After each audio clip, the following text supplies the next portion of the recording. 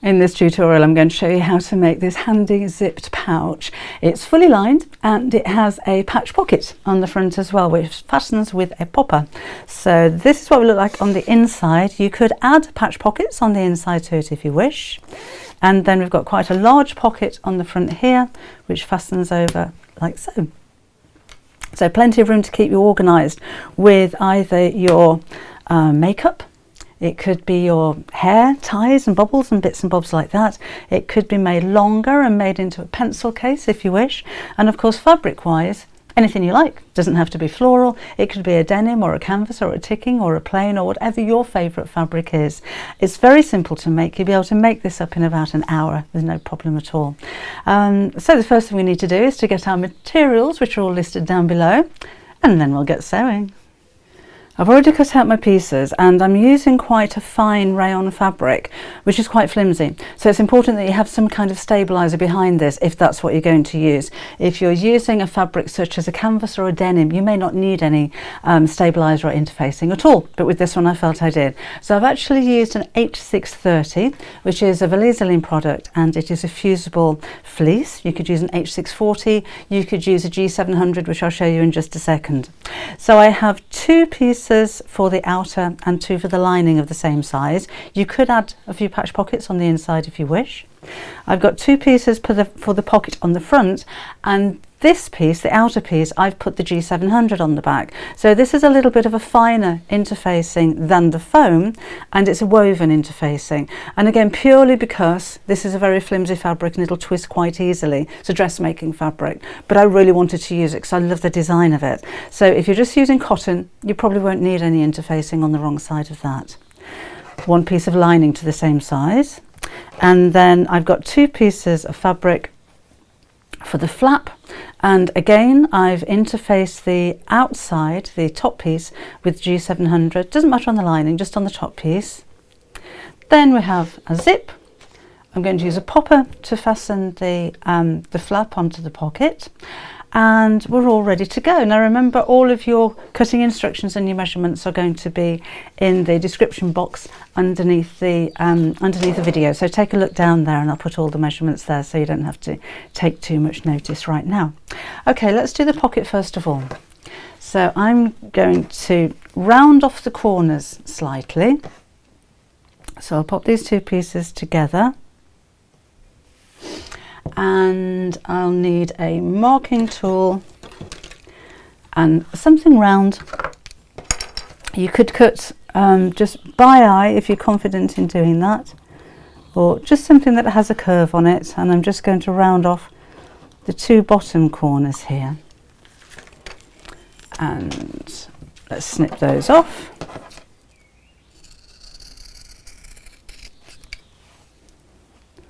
And this one. And then these I'm going to sew right sides together.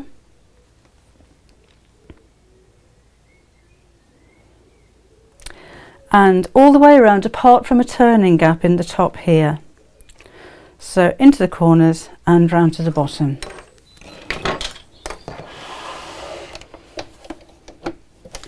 So I'm using around about a 1/4 of an inch seam allowance. I tend to use the edge of my presser foot, which is slightly over, but it doesn't really matter as long as your stitches are, your seam allowance is uniform. And if you wanted to pin these together, that would work well. Take it easy as you go around the curve, because that seam is going to form the shape of the flap, so we want that to be nice and curvy. And the same on this corner, so just slowly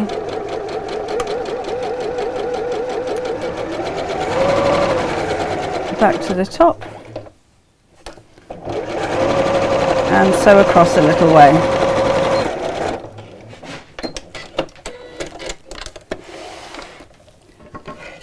And let's just snip off the corners here, not through the stitches but quite close to cut down on the bulk. And I'm going to trim into the curve for the same reason. You could cut around here with a pair of pinking shears or snip into them if you like, but trimming back is perfectly adequate. There we go. And then we'll turn this the right side out.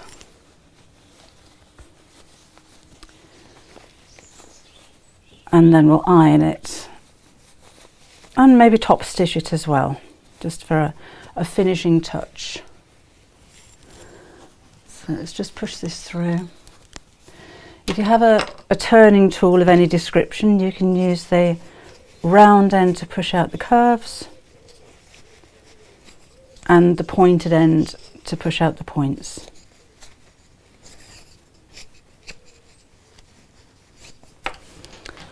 So we'll just press this.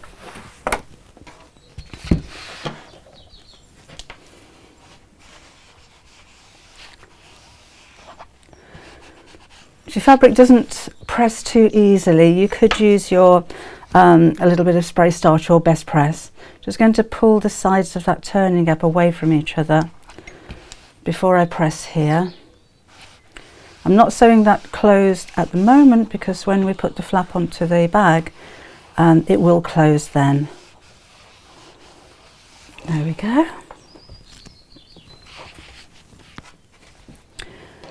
And I'm just going to top stitch around the edge so I can lengthen the stitch slightly here because it's not a seam, so I'm going up to a 2.8 and again take it nice and easy as you go around the curve. So I'm sewing maybe a couple of millimeters or about 1/8 of an inch from the edge,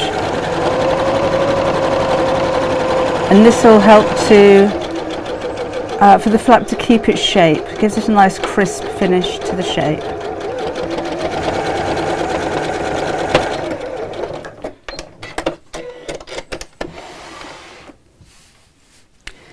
And then we can apply 1/2 of the popper.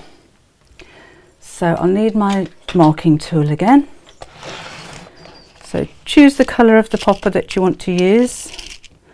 And if you haven't used these before, you'll need 2 pieces, so 2 spiky pieces for each connection, and then one of the deeper ones and one narrow one. So 2 spikies, and then one of these sticks out and one of them sticks in, and those 2 fit inside each other. So it doesn't really matter which way around they go. So I'm going to fold this in half and crease where the centre is, and I can mark this as well if I want to. I've got quite a busy pattern fabric, so I'm not sure if you can see that very well. And either push the spike straight through here if it'll go. If it doesn't go very easily, then just make a little hole with something sharp like your quick and pick. And I'm putting this about 1/2 an inch or maybe a centimetre from the edge of my fabric, and then push the spiky bit through the hole to the other side. These are quite strong. They will go through a couple of layers of fabric with no problem. Then I'm going to take the bit that sticks out and place that over the top and hold it there for just a second while I get the tool. So the spiky bit sits in the cup shape underneath here. Line them all up and then squish, and it doesn't take very much effort to do this, and that's now on and that's secure. And I will attach this to the pocket in just a second, but I want to make sure I get it in exactly the right place. So I'm going to sew the 2 pocket pieces right sides together just across the top. So back down to my regular stitch length.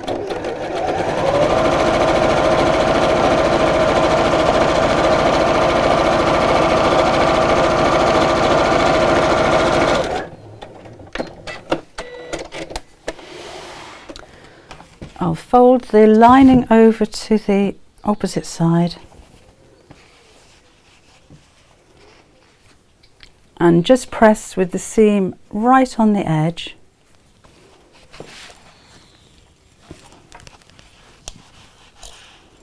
And then we'll top stitch along that seam.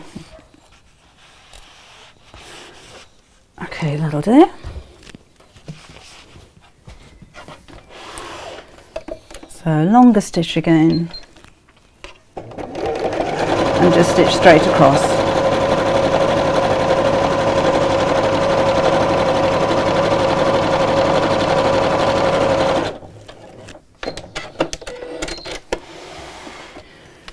So now I can position everything in place and then put the second half of the popper on. So that's the front of my bag. Pocket is going to be lined up here, and my flap needs to sit centrally so that it overlaps. In fact, let's measure how much that overlaps. About 1.5 inches, which will be about 4 centimetres. And now I can mark the position of the second half of my snap, which is here. I'm going to fold this in half again, just to make sure that that's exactly the centre, which it is. And then I'm just going to fit the second half of the popper to the outside of the fabric. So just like before, oh, this goes from the back, sorry, doesn't it? Just transfer that mark through to the back.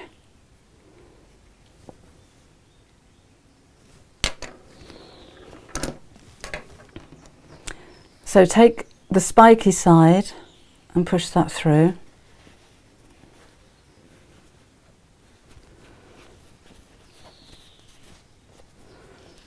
There we go. And then this is the bit that sits inwards. That goes over the top of the spike, and then let's manoeuvre the tool around the fabric. Let's move that out of the way. There is plenty of room to do that until the bottom, or the cup side, the round side, is sitting in the tool, and give it a squish. So I've got the plain side, the spiky side on the lining, on the back side of the fabric, and then the cupped side on the outside, and then you don't see that on the inside. Not that anyone's going to look on the inside of the pocket. Right, let's position these again. So line up the edges here. This time I'm going to fasten the flap so that I know it's in exactly the right place. And just put my ruler against here so I know that it's sitting straight, and we'll have a few pins.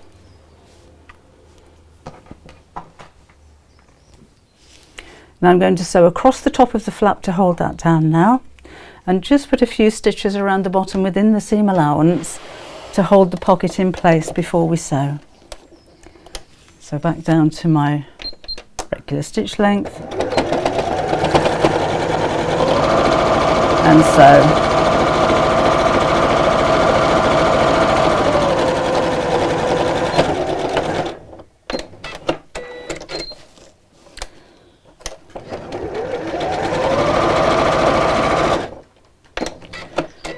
We don't need to sew all the way around. This is just kind of to hold the layers of fabric together while we make up the rest of the bag. Just so I don't need to use pins when I'm constructing the bag.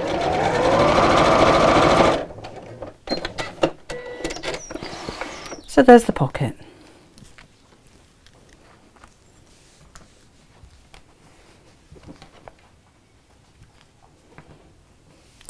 Now let's put the zip in. So my zip's way too long. In fact, I will cut that down just a little bit. I'll cut it down to size exactly later on. And we're going to sew this facing down across the top of the panel. So I'm not going to put the zipper foot on my sewing machine. You may have seen me do this before. I find that if I move my needle over by using the stitch width on a straight stitch, it'll take the needle into the centre of the zip tape, so I don't need to put the presser foot on. And I sew these on individually. I know you can put the lining on right now, sandwich it in between the zip, sandwich the zip in between the lining and the outer, but I like to see exactly where I'm sewing. So when I put the lining together now, just take this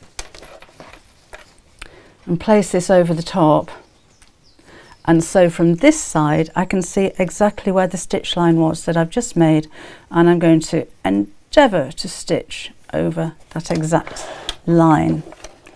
So again, if you prefer to pin these together, that's fine. I find it easier not to be honest. I'm just lining up the edges of the fabric as I sew.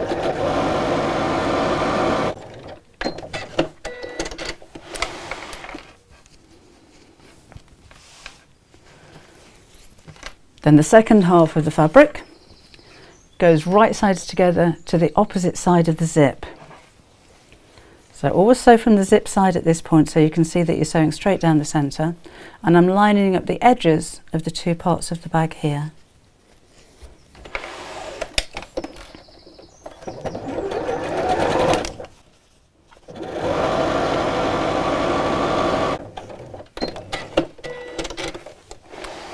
Then, just like before, we'll take the second half and place this over the top so the zip is in between the outer and the lining fabric. Line up the edges and sew straight down that same stitch line.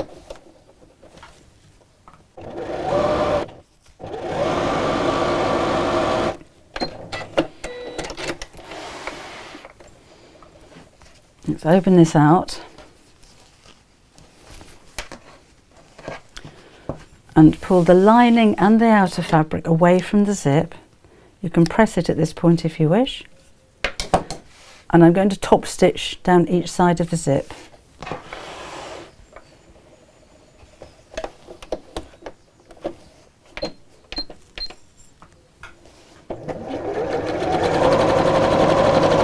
So again, just make sure that the lining and the outer bag are pulled away so it's nice and flat.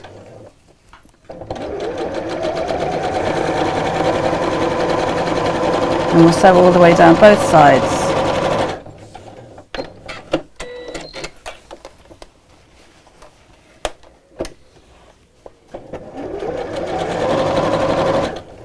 Just making sure that's nice and tight and away from the zip.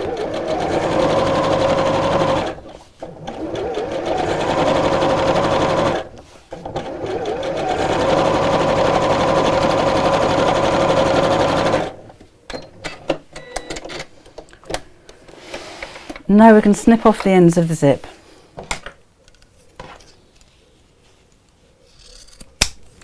Make sure when you're snipping this one off that you pull the zip pull out of the way. You don't want to cut that off. And snip this. Oops. And then just to help to keep that together when I'm sewing, I'm going to sew over the end of the zip there, just so it doesn't open up when I'm constructing the bag.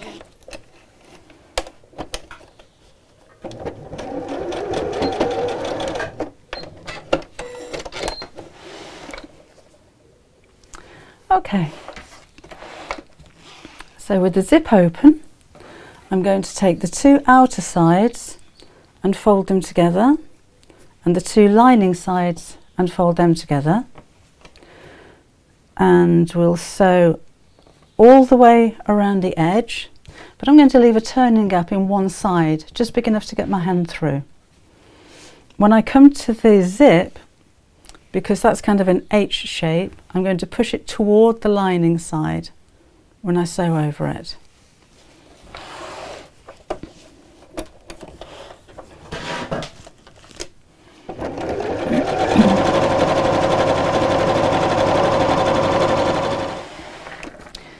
And to make the base a little bit square, I'm going to pull apart the front and the back of the bag. So I've got the base seam sitting over the side seam. You can feel that they match.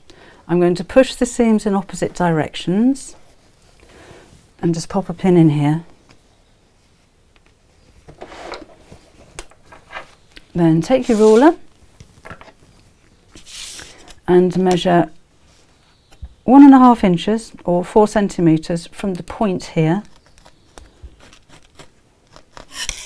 and draw a line, and then sew straight across here.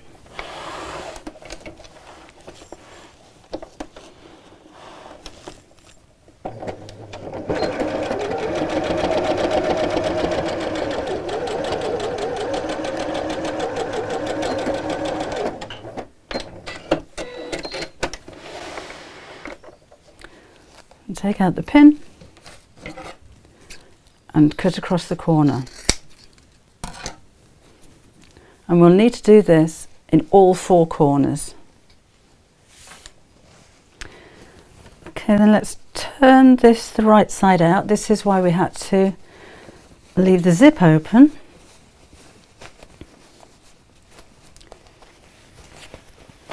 Just pull all of this through. There it goes. I'll push out the corners of the outer bag like so. And I do have a hole in here, so I'm going to pull the 2 sides of that away from each other, and the edges of the fabric fold in a little bit and just sew over the gap. Now I normally use the same colour thread for this, so it doesn't quite stand out so much. Excuse me.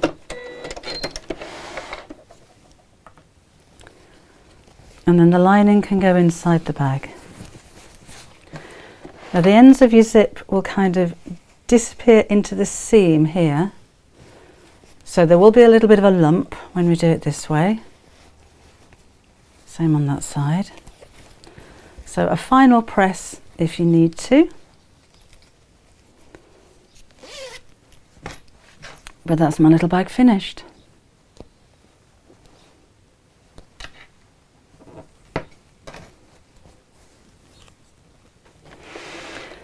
So the actual bag itself, well, you can make this in any size that you like. So if you wanted to make it smaller, wider, if you wanted to turn it into a pencil case and make it long and thin, it's exactly the same technique, just play around with the measurements. But I think having the extra pocket on the front makes it a little bit more useful, and having that popper on there again makes it quite secure as well.